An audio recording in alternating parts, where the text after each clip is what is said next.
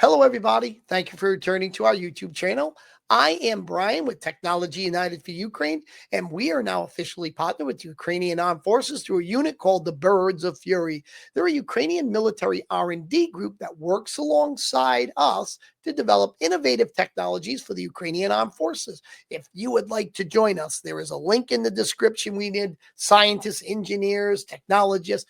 People want to help out with fundraising for the Birds of Fury. Social media people, we are running a fundraiser with the Birds of Fury for fiber optic drones that we developed for them. So please go to that link in the description. I'll hook you up with those guys if you want to help with that fundraiser. All right, let's get right in. Oh, and by the way, just let me tell you, we are a pure nonprofit. We're all volunteers and do not seek profit. I know that comes up sometimes. We do not seek profit. All right, let's get right into the news here.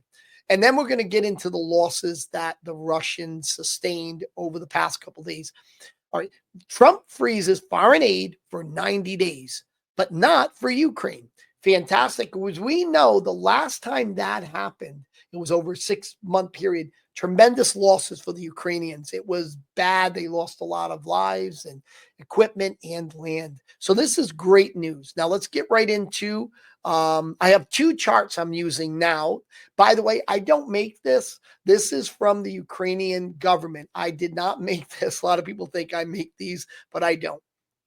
So as of the 21st of January, the amount of soldiers that expired on the battlefield has hit 822,030, with 1,600 being added. Wounded is 2,466,090. Wow, what a just massive number. Armored combat vehicles has now hit 20,477, with 23 being added. Tanks, 9,833 with 12. And artillery, as I always said, the most critical number, has now hit 22,134 with 60 being added. Just mind-boggling numbers there. All right, so now let's look at this chart. I like this one because it also shows vehicles and fuel tanks. So as we know, the Ukrainians have really been focusing on hitting the fuel supplies of Russia, whether it's their depots, storage facilities near the front lines. And now they're really focusing on these fuel trucks that are bringing fuel in. And we're going to see how this is actually affecting the Russians and the sanctions. So all around, there's been this, holistic approach to just crushing the Russian war machine. And this has been profound. 194 vehicles and fuel tanks being used. That's the highest, probably the highest I've seen. There may have been one slightly higher. It's all been as of late. And then the Russians sent in 130 drones, which were taken down. So 130 were knocked out. But let's talk a little bit about the possible effects this is having on the Russian troops near the front lines. In this article here, Ukrainian military publishes intercepted conversation from a layman direction.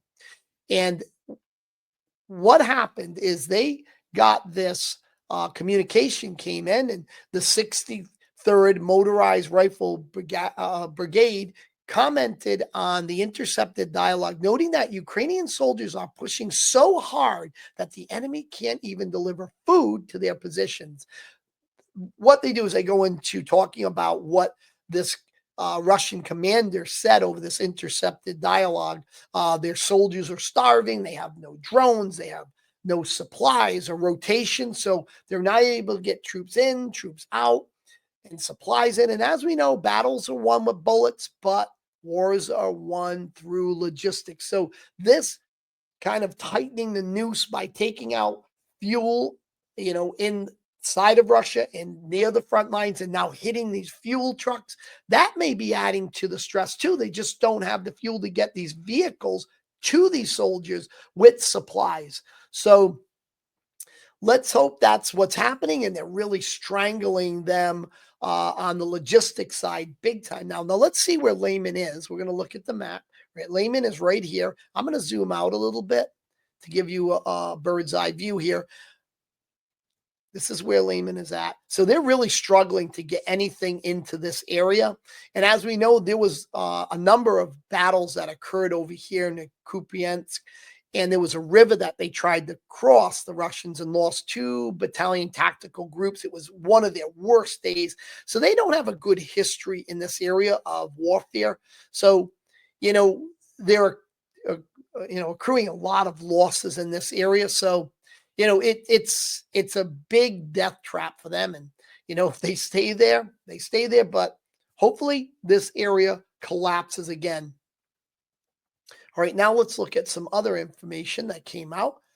This is another interesting article. 152 combat clashes occurred on the battlefield between Russians and Ukrainian forces, almost half of them in Pokrovsk front. Now, I'm always talking about Pokrovsk, think it's a critical area to watch. So over the past 24 hours, Russian troops fired 5 missiles at positions of Ukrainian defense forces, dropped 11 aerial bombs, and used 2,653 kamikaze drones. The heaviest fighting is taking place on the Pokrovsk front, where the Ukrainian defenders repelled 73 attacks.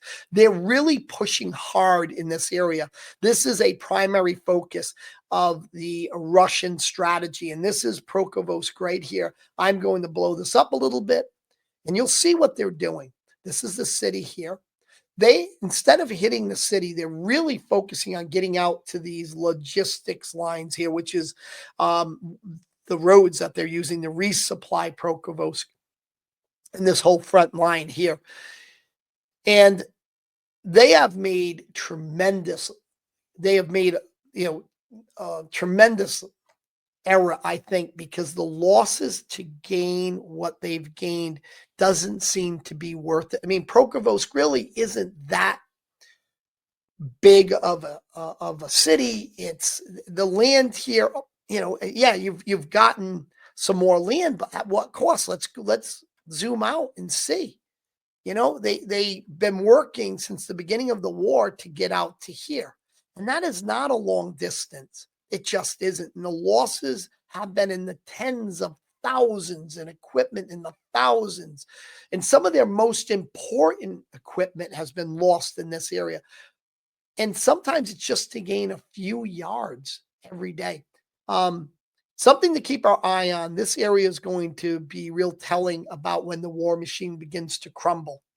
All right, everybody, I want to thank you again for coming to our channel. And remember, Slava Ukraini, and join us. Links in the description.